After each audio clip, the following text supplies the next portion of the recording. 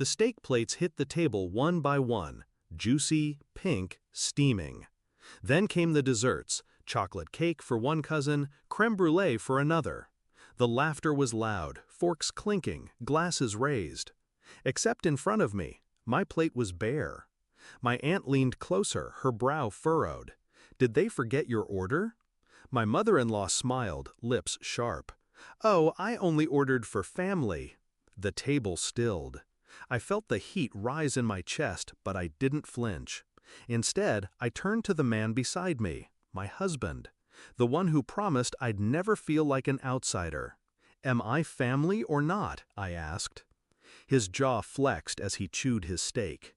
Don't do this, not here. His voice was low, dismissive. And that was it. That was the moment everything shifted. I met him 8 years ago, when I was naive enough to believe love could silence bloodlines. His mother smiled at me back then too, but it wasn't kindness, it was inspection. I saw it in the way her eyes scanned my clothes, my posture, as if calculating my worth like a stock on the market. Still, I tried.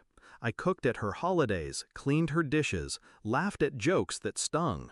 I thought if I loved her son enough, she'd open the gates.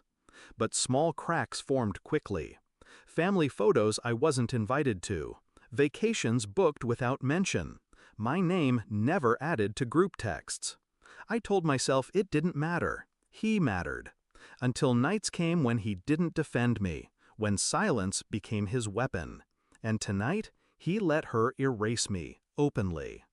I should have been furious, but fury is loud, messy, and powerless. I've never been loud. My revenge has always been quiet, calculated.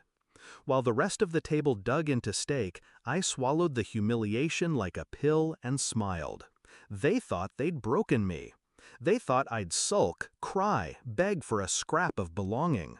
But I was already planning. The first move was patience. I kept my seat at the table, nodding along, laughing at jokes that weren't funny. I let my husband's family believe they'd won. The second was precision. Over months, I built my independence quietly. I diverted income into an account no one knew about. I researched property under my name only. I gathered receipts, emails, evidence of every time my husband siphoned money for family emergencies that were really his sister's shopping trips and his mother's credit card bills. The third was timing. I waited until my husband's business, already fragile, needed one final investment to stay afloat, $100,000. He came to me, eyes tired, voice rehearsed. "It's for us," he said, "for the family." And that word, family, cut deeper than his mother's smile ever did. I signed the papers, but not the ones he thought. Not an investment. Divorce. Filed quietly, assets frozen, bank accounts split. I left him holding the weight of debt, his mother's expectations, and his own silence. The climax came at another dinner table, this time in a lawyer's office, not a restaurant.